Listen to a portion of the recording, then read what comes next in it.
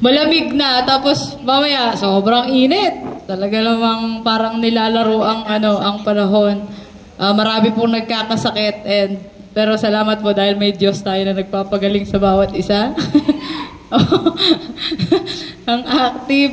So, ayan po, mapagpalang umaga po ulit sa bawat isa. Panibagong umaga, panibagong araw ng pagtanggap sa mensahe ng Diyos.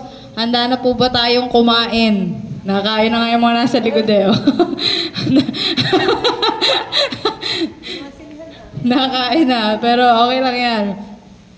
So, ayun po, bago po tayo mag-start o bago tayo magdire-diretso na, tayo po muna yung manalangin, tayo po yumuko at manalangin. Panginoon, papurihan ka at pasalamatan mula sa lahat ng iyong mga nililikha at ginagawa sa buhay ng bawat isa. Salamat po, Panginoon, sa iyong presensya na nararanasan at pumapagitna sa kongregasyon na ito. Maraming salamat po, Panginoon, dahil nung nag-umpisa pa lamang ang Sunday service, ramdam na ng bawat isa yung pagkilos mo, yung presensya mo. Holy Spirit, patuloy ka na kumilos ngayong umagang ito. Patuloy na ikaw ang siyang magbigay ng kaunawaan, ng katalinuhan, ng karunungan upang aming sabay-sabay na maunawaan kung ano yung mensahe mo para sa bawat isa. And help us, Lord, na maisapamuhay ito. Hindi lamang ito matambak sa amin, kundi ma-share din po namin sa mga taong nangangailangan din ng iyong mensahe. Salamat po. Let your will be done. Tanggalin niyo po lahat ng uri ng klase ng distraction ngayong umagang ito. Ano man yung mga nasa isip namin, mga nasa puso namin, ito'y patahimikin mo, Panginoon, at ikaw ang siyang kumilos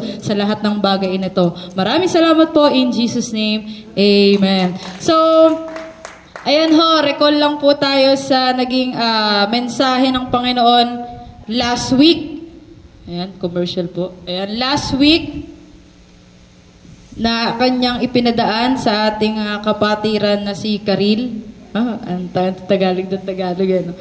Kapatiran na si Karil na pinamagatang Let God Be God in our lives. O let God be God in your life. Hayaan mo na ang Diyos ay magpaka-Diyos sa iyong buhay. Ayan, mamaya babagitin ko yung title natin. May 3 pong binanggit dun sa naging message last week. Ano po yung una? Be disabled. Let God be able. No? Hayaan mo na ang Diyos ang maging able sa buhay natin. Siya yung kumilos. And nabanggit din po, live the life that God has given to you. Ipamuhay mo yung buhay na ipinagkaloob sa iyo ng Diyos. At ang pangatlo po, come to the Lord and trust Him. Ayan. Dumapit tayo sa Panginoon at magtiwala sa Kanya. Nabanggit po yung Proverbs 3:5-6, no? Lean on Him, not on ourselves. No, walang mangyayari kapag sa sarili lang natin tayo sumandal. Amen. Dapat sa Diyos, no? So, ngayon naman po ang ating pag-uusapan ay tungkol sa mga bagay na hindi natin kayang gawin, na dapat nating aminin at hayaan na siya ang gumawa nito para sa atin. So, ang atin pong title ngayong umaga ay Admit That You Can't and Let Him Do It. Parang same lang yung last week, no? Continuation, kumbaga mas sasaliksikin pa natin. And sabi po sa John 15, verse 1-5, Ako ang tunay na puno ng ubas at ang aking ama ang tagapag-alaga. Inaalis niya ang bawat sangang hindi nagbubunga at kanya namang pinuputulan at nililinis ang bawat sangang nagbubunga upang magbunga pa ng lalong sagana. Nalinis na kayo sa pamamagitan ng salitang sinabi ko sa inyo. Manatili kayo sa akin at mananatili din ako sa inyo. Nasaan na? Yan. Hindi magbubunga ang sangang hindi nananatili sa puno. Gayon din naman, hindi kayo magbubunga kung hindi kayo mananatili sa akin. Ako ang puno ng ubas at kayo ang mga sanga. Ang nananatili sa akin at ako sa kanya ang siyang nagbubunga ng sagana sapagkat wala kayong magagawa kung kayo'y hiwalay sa akin. Ate, parang same lang naman sa last week. May pagka po, connected po siya sa last week na message. Kasi di ba po, for us to really let God be able, or let God be God in our lives, may kailangan tayong i-let go. May kailangan po tayong bitawan. No, may kailangan tayong i-let go, lahat ng control natin sa ating buhay. And that also mean na we have to admit na may mga bagay. Title, Admit that you can't and let Him do it. Aminin natin na hindi natin kaya at hayaan natin na siya ang kumilos o gumawa sa bagay na iyon. So, continue po. So, for us to really let God be God in our lives, we have to let go lahat ng control natin sa ating buhay. And that also mean that we have to admit na may mga bagay talaga tayong hindi kayang gawin. Na kahit anong pilit natin, ay hindi talaga magagawa kasi may limitation po tayo. Naniniwala po ba kayo na ang mga tao may limitation? Amen. Tayo, tapos hiwalay pa tayo o malayo tayo sa Diyos. Lalo nang limitado ka na, malayo ka pa sa Diyos, lalo nang walang nagawa, lalo nang walang nangyari. So may hangganan kasi yung mga kaya nating gawin. Which is hindi katulad nung sa Diyos, lahat kaya niyang gawin. Sa atin, may hangganan, yun sa Kanya, walang hanggan. Sa atin, limitado, yung Kanya, unlimited yun, hindi yun nauubos. Sino po dito, yung tipo ng tao, na gusto niya, ang tingin ng iba sa Kanya ay strong, yung malakas, yung matibay ang loob, No, hindi po ako nagtatanong na mag-condemn, lakas-lakasan na. Hindi naman po ganon. I believe po may good and bad side din po yung pagiging gusto natin na nakikita tayo ng ibang tao na strong. Halimbawa po, yung good side, gusto nating makatulong. Kasi di ba po may mga kaibigan tayo na, especially tayo mga Kristiyano, mga nakakakilala sa Diyos. Yung tipo na iniisip natin na kailangan nating maging matatag. Kasi paano na lang kung lahat tayo lugmok, edi walang nangyari. Parang ganun po, di ba? And ako po, danas na danas ko po siya sa family. Kasi po ako po, nag-iisa pa lang hong Kristiyano sa pamilya. And kapag may dumadating na pagsubok, hindi pa pwedeng makikidamay ako dun sa kalugmukan. Dapat may makikita. Especially, may Diyos ka eh. Hindi pwedeng makita na, ay, ano yun? Kala ko ba yung Diyos mo? Ganto ganyan. So, may mga part pa rin pong naku-question. Pero, salamat po sa Lord kasi siya yung kumikilo sa bagay na yun. So, may mga ganun po tayong mindset minsan na kailangan strong ako. And may mga bad side din naman po yun na gusto lang kasi yun ang sinasabi ng society ngayon na ang cool ng isang tao kapag strong independent siya. No, strong independent ako kahit hindi naman na talaga kaya, kahit umiiyak na sa loob ng kwarto, paglabas strong independent ako, hindi niyo ako pwedeng ganto-gantohin. So, sa Lord po, hindi pwede yun. Hindi pwede yung pag-pretend tayo na malakas tayo, hindi tayo pwedeng mag-pretend sa Lord na kaya pa natin. So, kung sa ibang tao, we can pretend, kaya nating magpakita sa ibang tao na malakas tayo. Sa Lord, hindi po. Kasi po, He knows everything. Alam niya kung nasasaktan ka, alam niya kung nahihirapan ka, alam niya rin po kung naguguluhan ka, alam niya rin po kung nangangayaw ka na, alam niya rin po kung unti-unti ka nang tumatalikod sa Kanya, alam niya rin po kapag nagagalak ka, masaya ka, masaya tong anak kong to, may dumating sa kanyang pagpapala katulad po ng mga na-share kanina. And alam niya rin po kung para pa ba sa kanya yung ginagawa natin. And alam niya lahat. All-knowing God. Kaya nga ho napasabi si David, di ba po sa mga awit 139, nabanggit po doon, ako'y iyong sinisiyasat, batid mo ang aking buhay. Ang lahat kong lihim, Yahweh, ay tiyak mong nalalaman. Ang lahat ng gawain ko sa iyo ay hindi lingid.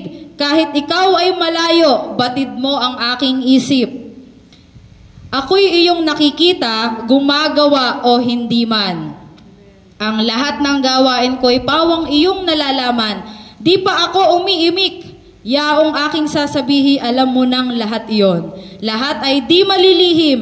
Ika'y laging kapiling ko, katabi ko oras-oras, ang likas mong kalakasan, ang sa akin nag-iingat, nagtataka ang sarilit, alam mo ang aking buhay. Di ko kayang unawain. iyang karunungan. So, di ba? Yung lihim, yung buhay, hindi pa man nababanggit ng ating mga bibig, alam na ng Diyos yan. So, wala po talaga tayong maitatago or kahit mag-pretend tayo, ayan, mag-pretend ako sa harap ni Mami Eve na, I'm good, na wala akong nararamdamang sa katawan ko. Pero ang Diyos, alam niya yan. So, di ba po sa Bible, nung part na huhulihin po si Jesus, alam niya na lahat ng mangyayari. Yung part po na ipinagkanulo siya ni Judas, alam niya na po yun, di ba po? Yung part po na itatanggi siya ni Peter ng 3 beses pag tilaok ng manok, alam niya na rin po yun. Even yung mangyayari sa kanya, alam niya. All-knowing God alam niya na lahat. At marami pang ganap sa Bible na bago pa man mangyari, alam niya na.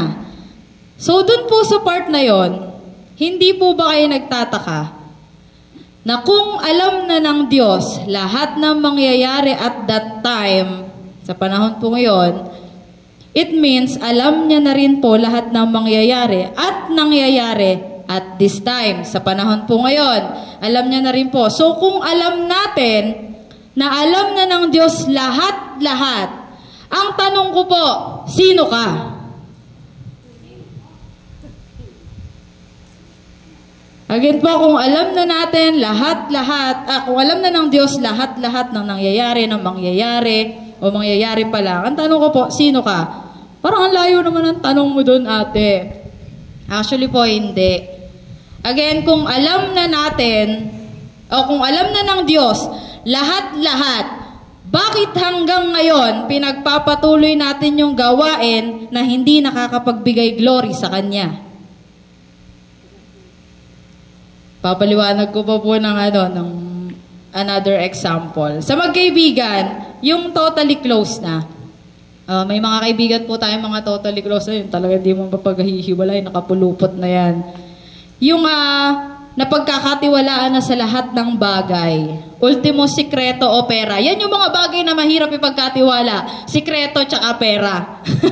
No, yan ang mahirap kasi sikreto, sa pagkatao mo yan. Yung sa pera, para mabuhay ka naman yan. Ganon. So, ang pangalan po ng magkaibigan, magkukwento po muna ako, si Finn tsaka si Lit. Si Finn po tsaka si Lit, magkaibigan. Si Finn, magsi-CR. And yung wallet niya, iiwanan niya kay Lit. Kaya syempre, may mga kaibigan na nag-iiwan ng gamit si CR lang ako, ganito, ganyan. And alam ko pong alam nyo rin, na may mga magkakaibigan na nagbibiruan na, oy, wag kang kukupit, alam ko laman yan, bilang na bilang ko yan. Ganon, may mga ganong kaibigan. Ako po, may mga ganong kaibigan, nakala nyo po milyones yung laman ng pitaka. Pag silip nyo, 5 piso. Ganon, ganon po. So, since, ang sabi ni Finn sa kanya, bilang ko laman yan, 10 lilimahin, 20 na pipisuhin. No, bilang na bilang. Kapag nagkulang yan, patay ka sa akin. Di ba? Parang, so, since alam ni Lit, nung pinag-iwanan, na alam ni Finn kung magkano at ilan ang bilang nung nasa wallet niya, si Lit, hindi siya magkakaroon ng idea na kuhanan o kupitan. Kuhanan o kupitan kasi nga alam niya na alam ni Finn yung laman nun. Kumbaga, nagkakaroon siya ng hiya. Oy, kasi kapag nagkulang yon, tsaka agad yung sisisihin ni Finn. O, sa'yo ko lang naman iniwan niya, ba't kulang ng piso to? Ganto, ganyan. Diba siya yung responsible dun sa bagay na yon. Nagets niyo po yung point dun sa sinasabi ko na una. Kung alam na natin na alam ng Diyos lahat ng nangyayari, bakit until now, nandun pa rin tayo sa part na sa huli na lang lagi mahihiya kapag tapos na?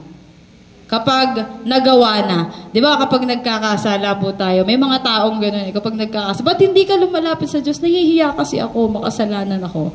Lagi, kung ang pagsisisi nasa huli, sa iba, gano'n din. Yung pagiging mahiyain nasa huli. Pero nandun sa gawain na yun, talaga naman ko, yung confident, gumaganon. Like, sino ka or sino tayo para gawin sa Diyos yon? Yung Diyos na nagbigay buhay, nagbigay ng bagong pagkatao, nag-sustain ng life mo at ng life ng pamilya mo, ng life natin, ng life ng family natin, at marami pang iba, sino tayo para gawin sa Kanya yon? Alam na pala natin na alam niya na lahat ng mangyayari, pero still, nagde-decide pa rin tayo to disobey Him. Di ba po? Parang silit, nahiya siya. Tayo, parang nasa na. Hindi po ako nagko-condemn kasi kahit po ako, super guilty po sa bagay na yan, no? Super guilty po parang habang nung ginagawa yung mensahe. Actually, bago pa man ginagawa yung mensahe, talagang ang Lord. Alam ko po, narinig nyo na rin po to sa lahat ng tumatayo dito, lagi po nilang sinasabi na bago kayo matusok, tusok na yung mga naggawa. Bago kayo makarealize, realize na ng mga tumatayo. So, nabanggit po last week na the Lord deserves all the praises and glory. May nabanggit po ba dun sa part na yon na hurting and disobeying? Hindi. Wala, ate. Kasi di niya naman deserve yun eh. Ang binabanggit lang natin, yung mga deserve ng Lord, mga papuri sa Diyos, hindi yung mga salita o ang ginagawa lang natin is yung dapat nakakapagbigay glory sa Lord. Hindi yung makakapagbigay ng pangit na imahe sa ating Diyos. Ang mga ambassador po ng mga bansa, di ba po, nila, kailangan, dignified sila, kailangan decente sila, na parang, nire-represent ako yung yung bansa ko, so kailangan maayos ako. Tayo, hindi lang bansa yung nire-representa natin. Yung Diyos na gumawa ng mga bansa na yan, yung gumawa ng mundong to, yun yung nire-represent natin. Kaya tayo dapat mamuhay ng ayon sa kalooban ng Diyos. Sabi po last time, di ba? Magpaka-holy ka or be perfect. Yung salita pong perfect, hindi ibig sabihin wala ka ng kapintasan, wala ka ng Ibig sabihin po na nabanggit last week, complete. Maging kumpleto, no? Sa pagtanggap natin sa Panginoong Diyos, yung pagbibigay niya ng panibagong pagkatao sa atin, dapat isinasa pamuhay. Hindi iniiwan lang, nilalagay sa bag, tapos diretso lang ulit sa dating gawain. And for us po, ayan, so paano natin iaalaw ang Diyos na maging Diyos ng buhay natin if may mga bagay pa rin tayong inaangkin na dapat sa Kanya na? Paano po mangyayari yun? Yung dapat sa Lord na, inaangkin pa rin natin. And for us po, to be able na mabigyan ng glory ang Diyos sa buhay natin, ito po yung mga bagay pa na dapat natin gawin. Nabanggit na po last week, nabanggit po kanina yung tatlo, yung be disabled, let God be able, live the life that God has given to you, tapos come to Him and trust Him. Dito naman po, una, stop pretending. Stop pretending. For us po to be able na mabigyan ng glory ang Diyos sa buhay natin, stop pretending. Tigil na natin yung pagkukunwari. Sabi po sa unang Pedro chapter 2 verse 1, kaya nga, talikuran na ninyo ang lahat ng kasamaan, ang lahat ng pandaraya, pagkukunwari, pagkainggit, at paninirang puri. Alam niyo po, napakahirap mamuhay na lagi na lang nagpe-pretend. Na lagi na lang nagpapanggap. Yung tipong para kang malaya pero may kadena na nakakabit sa'yo. Kasi di ba po may mga ganon? Kala mo ang laya-laya mo na, pero yung isa mong paa parang may kadena na nakakapit dun sa hindi natin mabitaw-bitawan. Napakahirap pong mamuhay. Ako po, naranasan ko rin pong mamuhay ng nagpe-pretend. Siyempre, strong dapat. May mga ganan. So, kaya po mahirap kasi kailangan nating ipakita o kailangan mong ipakita na maayos ka, na able ka, na kaya mo pa, kahit hindi naman na talaga. No, kailangan. Kasi yun yung nakasanayan ng tao sa'yo. Nakasanayan ng tao na ganito ka magbihes, yung manamit, kumbaga, di ba may, nararanasan nyo ba yun?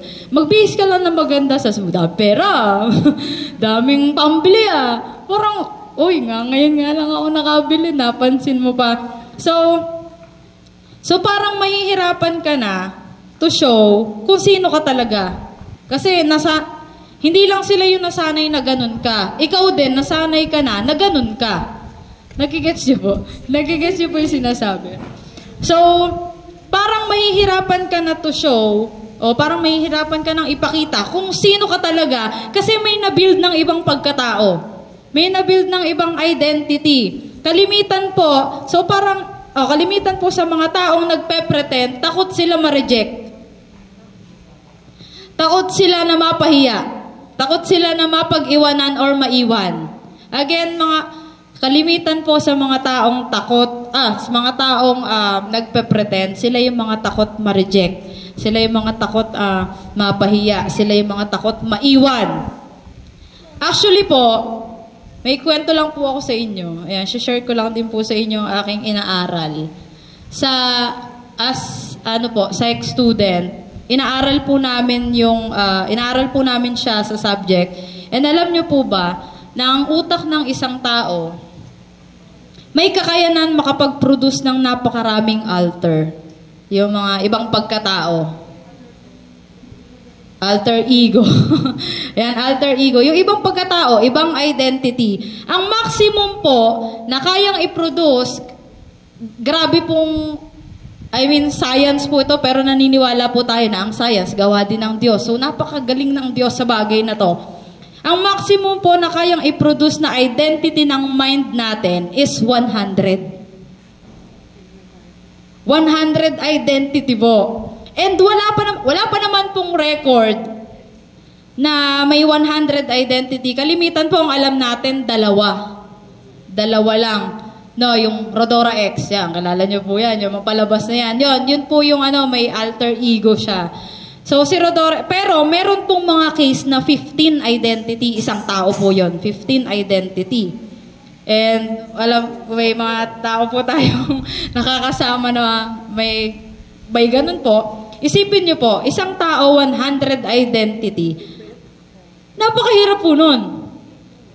Yung dalawa nga lang ang hirap na what more pa yung ganong kadami. Ang hirap na nung dalawa yung identity na ipinapakita mo, paano pa yung napakarami, 15, 100? More alter means more pretending. Mas maraming alter, mas maraming pagpe-pretend. Kasi isa ka lang naman, iba lang yung pinapakita mo. Isang tao ka pa rin nun Mind mo lang yung iikot, nagge-generate yun. Salamat po. Nagge-generate. Kumbaga, grabe po, nung inaaral namin siya, sabi ko, sa iba po, mga classmate ko, mangha-mangha sila sa gawa ng science, may mga, biology, mga ganun. Nagawa daw po tayo sa tala, mga ganyan. Papaganan ako Tapos yung iba naman po, sa Genzo naman po namin, gawa daw po kami, nagmula daw tayo sa daga. Papayag pa kayo sa daga kayo nagmula? Tsaka sa unggoy, di ba? Hindi. So, ayun, more alter means more pretending. And alam nyo rin po ba, laging sinasabi to ng mga psychologists, alam nyo rin po ba, na isa sa pinakamahirap i-cure o gamutin na disorder ay PD. Personality disorder. Yung personality disorder po, hindi lang siya isa. Napakarami niyan. Napakarami. And may nabanggit po dati si Mami Gold, yung narcissistic, part po yon ng personality disorder. So, bakit siya mahirap gamutin? Lagi yung sinasabi ng mga professor, ng mga psychologists. Kasi po, yun na po yung nakasanayan ng isang tao. Aminin po natin, kapag nakasanayan na, ang hirap ng baguhin. So, ganun po yung reason kung bakit siya mahirap i-cure. Simula pagkabata hanggang sa kung anong edad niya ngayon, nandun na yung personality. Hindi na yun mabubura. Kumbaga, and yung personality po ngayon, or yung identity, kaya sila nagkakaroon ng alter o ng ibang pagkatao kasi hindi kinakaya yung stress na dinadanas. Nagmumula po siya sa stress. Kaya po, magpa-consult tayo sa Diyos. Kung wala pa man tayong kakilalang psychologist talaga, kilala natin ang Diyos sa pinakamagaling na doktor, all-knowing, magpa-consult tayo sa Diyos. Hindi lang yung ating spirit, hindi lang yung tatlo po, ipa-consult natin sa Diyos. Yung body natin, yung soul, and yung spirit. Again po, kaya nagkakaroon ng alter, hindi po kinakaya yung stress. So, gumagawa sila ng panibago na mas able to handle the stress. Kalimitan pong unang lumalabas na alter, pinakaunang lumalabas na alter is protector. Protector po yung pinakaunang lumalabas. Kasi, pinoprotect niya, naggagawa siya ng mas matapang na version niya para hindi na maulit yung nangyayari sa akin dati. Ganito yung i-build ko na personality na kayang makipaglaban, kayang ipagtanggol yung sarili. Ganun po yung nangyayari.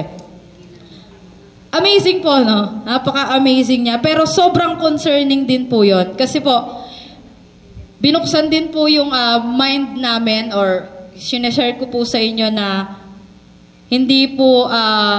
hindi siya yung parang binabaliwala lang. Kasi pag sinabi pong may ganitong problema yan, baliw ka agad. May mga ganon. And kailangan po nating magkaroon din ng konting knowledge about doon. Kasi baka may mga kasama na tayo na need pala ng tulong. No? Kahit, actually po, ang gawain ng psychologist, hindi kayo magdidikta sa kanila. Ikaw yung makikinig sa kanila at tutulungan mo sila na hanapin yung sagot doon sa problema nila. Ganon po yung ginagawa. Kaya ako po, ayan, di ba sobrang amazing po ng ginagawa ng Diyos. And we as a child of God, naniniwala po tayo na we only have one identity. Hindi tayo nakakalikha ng napakaraming identity. May iisa lang tayong identity. Kung meron ka pang ibang identity, sino ka? Sino ka?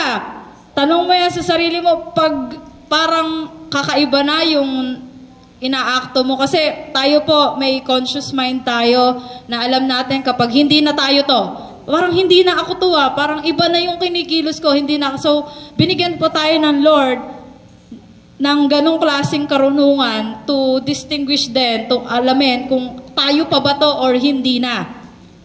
So, salamat po sa Lord, no, kung sa psychology, sa world, mahirap siyang i-cure, sa Diyos, hindi. No, sa Diyos hindi po mahirap i-cure yan. Walang mahirap sa Diyos. Kaya ako po kayo tinanong kung sino kayo. Kasi baka ibang identity yung pinapakita natin dito sa simbahan, sa school, sa bahay, sa ibang lugar. No, baka iba-iba po yan delikado po yan na iba-iba yung ating identity. Paktay tayo dyan. No, mahirap yan. Kasi kung iba-ibang identity ang meron tayo, base sa lugar kung nasan tayo or sa mga taong nakakasama natin, naniniwala po ako na may mga classmate tayo, may mga nakakausap tayong ibang tao. Paano na lang tayo paniniwalaan ng mga taong share natin ng Word of God kung iba-iba yung personality na nakikita nila?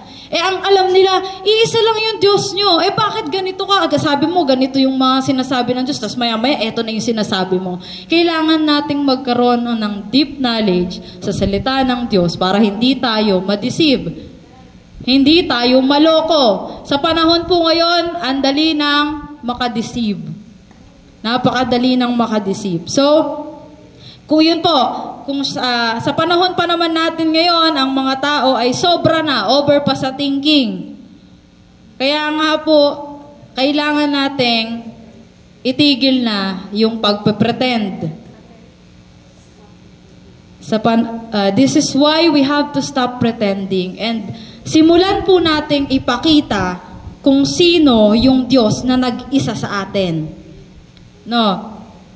Stop pretending na anak tayo ng Diyos. Yung tipong sa salita lang pero sa action, wale.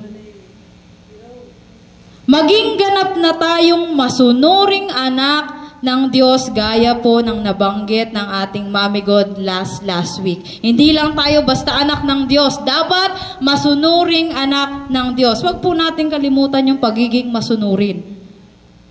Lagi po natin niyang idadagdag. Hindi lang tayo basta anak ng Diyos. Ang sarap sa feeling na anak ka ng Diyos, pero mas masarap sa feeling na masunurin ka ring anak ng Diyos. Di ba ang mga magulang natutuwa sa mga anak kapag masunurin sila? Ganon din sa Diyos. natutuwa ang Diyos kapag ang lingkod niya masunurin.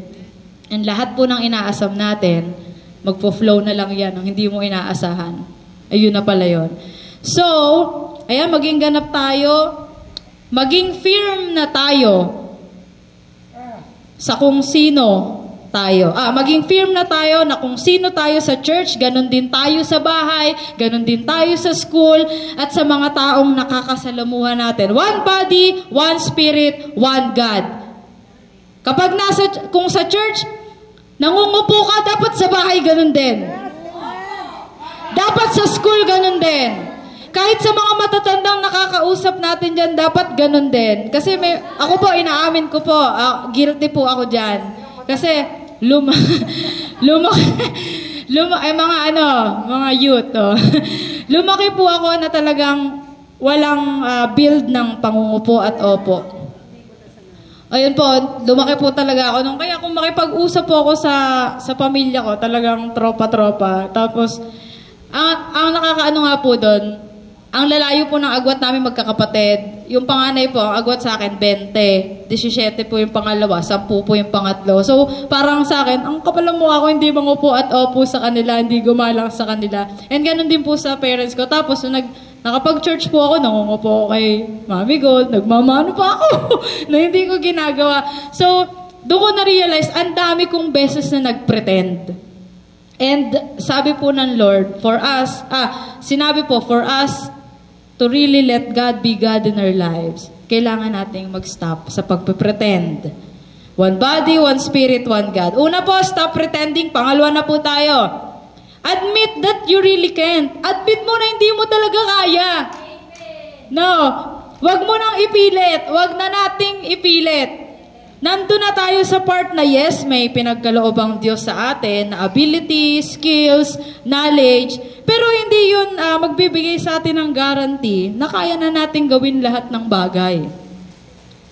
The only one who can do the impossible to possible is Him alone. Ang Diyos lamang ang makakagawa o makakapag-turn ng imposible sa posible. Yung posible, kaya natin gawin. Yung imposible, ang Diyos ang may kayang gawin. So, admitting, eto po, tandaan niyo po ito, ang pag-amin o pag-admit ay hindi kahinaan. Tandaan niyo po yan, hindi yan kahinaan. It is actually one of the strongest thing you can do. Isa yan sa malakas or strongest na kaya mong gawin. Kasi, bakit? Hindi lahat kayang gawin yan. Hindi lahat kayang mag-admit, hindi lahat kayang sumuko. Admitting is not kahinaan. Oy, konyo. No, pag-admit ay hindi kahinaan. Alam niyo po, may narinig ako, in-explain niya kung bakit dapat hindi natin pinipilit yung mga bagay, lalo na hindi naman talaga para dun yon. Alam niyo po yung mga laruan ng mga bata, yung box na may mga shape, may circle, yung circle, ilulusot sa ka-circle para pumasok doon sa loob ng box. Yung star, ganun din. Yung triangle, ganun din. Ayun, yung, ano po, Play-Doh. Ewan ko po, nai-imagine nyo yung ganung laruan. Isipin nyo po, ilusot nyo yung star sa shape ng bilog, aare. Yung shape ng bilog sa triangle. Yung triangle sa star. Diba hindi? Kahit anong pilit, hindi talaga aare o papasok. Kasi hindi naman yun para doon. Ganon din po sa life natin. Kapag hindi naman talaga natin kaya, huwag nang ipilit. Huwag na tayong marunong pa sa Diyos. Kapag hindi tayo para doon, huwag nang ipilit. Kapag hindi naman talaga para sa atin, huwag nang ipilit. Kapag para sa Diyos, at tanging siya lang naman talaga ang makakagawa nun, huwag na tayong magpumilit pa. Huwag na. Ang nagpupumilit nasasaktan. Oh, parang ano yun Di ba po? Sige po, try nyo pumasok sa napakaliit na butas, hindi ka masasaktan. Di ba? Ang nagpupumilit, nasasaktan. Ayaw ng Diyos na nasasaktan tayo. Inihanda nyo na nga lahat Lalakaran na lang natin. Susunod na lang tayo sa Kanya. Pero tayo, nagpupumilit na maglagay ng mga tamtaks na para mahirapan tayo. Sabi nga last week, wag na nating agawan ng glory ang Lord. Ibigay na natin sa Diyos yon. Admit na natin na siya lang talaga ang may kakayanan na gawin lahat ng bagay. Admit na natin na may kahinaan tayo, ang Diyos wala. Admit na natin na limitado tayo, ang Diyos hindi. Again po, admitting is not kahinaan. So, admit na po natin na hindi natin kaya nang wala ang Diyos. Yun. Admitting is not a weakness. O yun, sabi ni Mami. Na, kumpleto na yung English. No, hindi siya kahinaan. Huwag mong iisipin kung sa ibang tao, kapag sumuko ka, ay talunan ka. Sa Diyos, kapag sumuko ka, yayakapin ka pa niya. No, kapag nagtaas sa ibang tao o kay enemy, magtaas ka ng 2 kamay, talunan ka, wala kang kwenta sa Diyos. Halika anak, tama yung ginawa mo. Mabuti naman, napagdesisyonan mo na yan. Again po, una, stop pretending. Pangalawa, admit that you really can. Pangatlo po, change position with God. Makipagpalit ka ng posisyon sa Lord. Let Him drive for you. Sabi po sa Mateo chapter 16 verse 24, sinabi ni Jesus sa kanyang mga alagad, sino mang nagnanais sumunod sa akin ay kailangang itakwil ang kanyang sarili, pasanin ang kanyang krus at sumunod sa akin. May magandang version po na English, which is yung The Message. Ang sabi po dito, anyone who intends to come with me has to let me lead. Let me lead. Hayaan mo na ang Diyos ang mag-lead sa'yo. You are not the drivers. You're not in the driver's seats. I am. Verse po, Mateo chapter 16, verse 24. Ayun. So, hindi ikaw yung nasa driver's seat. Ang Diyos. Apo. Maari kasing, eto, pakinggan nyo po ito. Maari kasing nasa kalooban naman na talaga tayo ng Diyos. Yung ginagawa natin, nasa right location ka na, nasa right season ka na, pero yung position, tama din ba?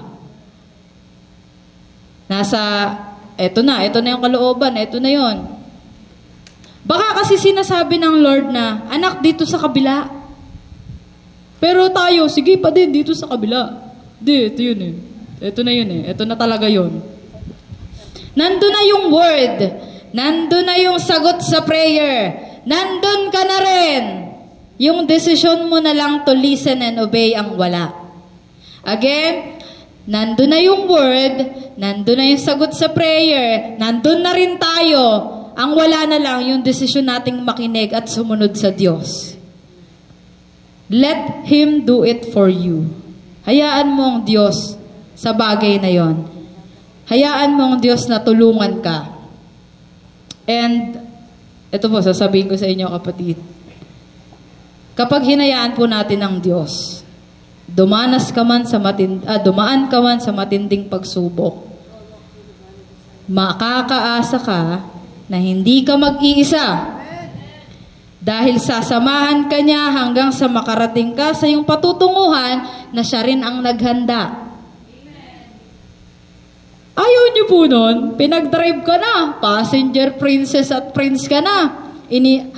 Ayun na pa, yung mga sa mga kabataan ngayon, kailan makakaranas maging passenger princess? Kapatid, passenger princess na tayo matagal ng panahon.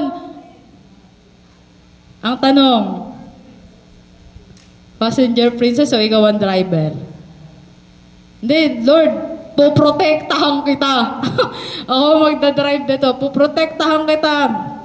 Chill ka lang dan. Ang Lord naman. Ang Lord kasi napakabuti, hayaan ka niya. Re-respeto niya yung decision mo. Re-respeto niya kung ano yung gusto mo. Hanggang sa ikaw na mismo yung makakita na mali yung ginagawa mo. And kapatid, yung Diyos na ganon is hindi katulad ng mga tao na kapag nilapitan mo, puhusgahan ka. Na kapag, halimbawa, may mga ganito pong senaryo yung aalis ka sa bahay. Kasi gusto mo na ikaw na lang mabuhay. Yung parang gusto mong matuto sa buhay. Tapos kapag hindi nag-work yon, pagbalik mo sa kanila, ngayon, babalik-balik ka, napatunayan mo na mali lahat ng decision mo. Sabi ko naman sa'yo, wala kang kayang gawin, ganun. Sa Lord, walang salita, yayakapin ka lang. Ano na po yung prodigal son? Diba? Pagbalik niya, ihanda nyo mga magagandang paghanda nyo ng ganitong pagkain, yung damit, bihisan, ganito, ganyan. Anong sabi nung prodigal son? Parang, okay na ako sa ganito. Kahit yung pagkain na lang ng mga katulong yung ibigay mo sa akin, tapos pagsilbihan kita, anong sinabi ng tatay? Hindi. Umalis ka man sa poder ko, mananatili kang anak. Umalis man tayo sa poder ng Diyos, mananatili tayong anak niya. Napag-usapan po namin, yun, nung na-share ni Karil, ang Diyos, hindi kanya minamahal, base sa kung sino ka. Minamahal tayo ng Diyos kasi mapagmahal siya. Amen? Hindi siya nagbibigay ng blessing sa'yo, hindi niya pinapaganda yung buhay mo kasi maganda yung ginagawa mo pabalik. Hindi. Binibigay niya yun kasi ganong klase siyang Diyos at Ama sa atin. Hindi siya nagbe-base sa kung gaano na ba karami yun ay ampag mo sa simbahan para pagpalain ka niya. Hindi. Nagbe-base siya sa kung sino siya. Again, kapatid, hayaan po natin ng Diyos nang mag-drive ng ating mga buhay. Magtiwala, hindi tayo ibabangga ng Diyos. Kung ibabangga niya tayo, matagal ng panahon sa sobrang tigas ng ulo natin. Hindi niya tayo ibabangga, dadalhin niya tayo doon sa inihanda niyang plano for us. Kahit nga makatulog ka sa biyahe, parang ang sarap sa pakiramdam kasi ang smooth ng biyahe. 'Di ba? Ang sarap maupo o ang sarap sumakay sa sasakyan na napaka-smooth ng takbo. Napakaganda ng tanawin. Isipin niyo po, Diyos yung nagda-drive para sa iyo. Saan kanya ipinagda-drive? Kahit malubak yung dinadaanan mo, hindi mo mararamdaman yung lubak kasi nandun siya. So kahit gaano man kalubak na yung dinadaanan ng buhay mo ngayon, as long as ang Diyos ang nagdadrive niyan, hindi mo mararanasan yung hirap. Kung dumadanas ka man ngayon, huwag kang mag-alala, hindi ka nag-iisa.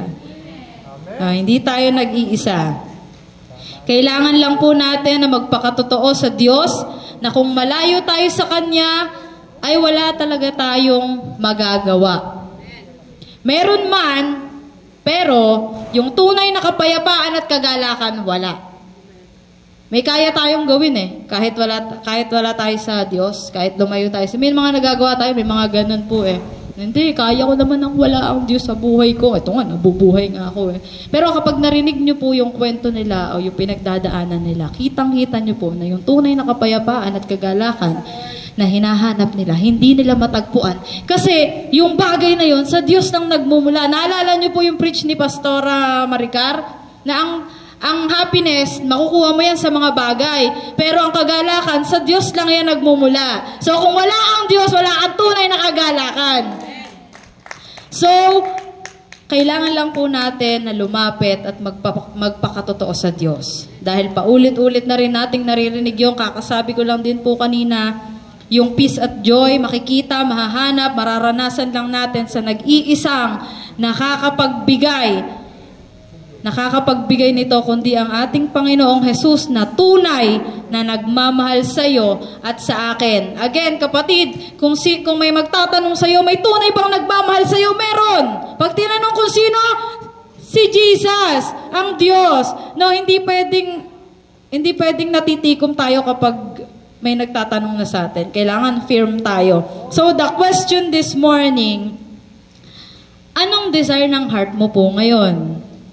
Ano pong desire ng heart nyo ngayon? Kanina sabi po sa kanta, ang ganda ng kanta natin, offering our life, giving our heart, our soul sa Diyos, and mabuhay ng para sa Diyos. Napakaganda po ng awitin. Actually, pag pinakinggan po siya, napakasarap sa pakiramdam. Pero kapag nandun ka na sa sitwasyon na kailangan mo talagang i-offer, parang ang hirap. Parang ang dali niya lang sabihin, pero ang hirap gawin. Ako po, aminado po ako sa bagay na yan. Hindi ko po itatanggi na kapag nasa sitwasyon na ako ng buhay ko na ano na ba talaga? Eto na. Sabi mo magtitiwala. Dan umaatake ang enemy. Sabi mo magtitiwala ka. Sabi mo, ang Diyos ang meron ka. Bakit parang ngayon, ito pala yung pagsubok na meron ka, bitaw ka na. So again, tinatanong ko po kayo ngayong umagang ito, ano po yung desire ng inyong mga puso? Ito po ba yung, is it really to offer or give your body, your soul, and spirit to the Lord and let Him be God in your life? Or mananatili ka pa din sa life na ikaw pa rin yung nasusunod? You have to choose, kapatid. Kailangan po nating mamili. Kailangan po nating mag-decide. Kailangan po nating magdesisyon. Na alam niyo po yung yung you cannot serve two master. Diba? We cannot serve two master. Kailangan nating mamili at ang Diyos dapat ang ating piliin. You have to choose. Magsesettle ka ba sa salvation?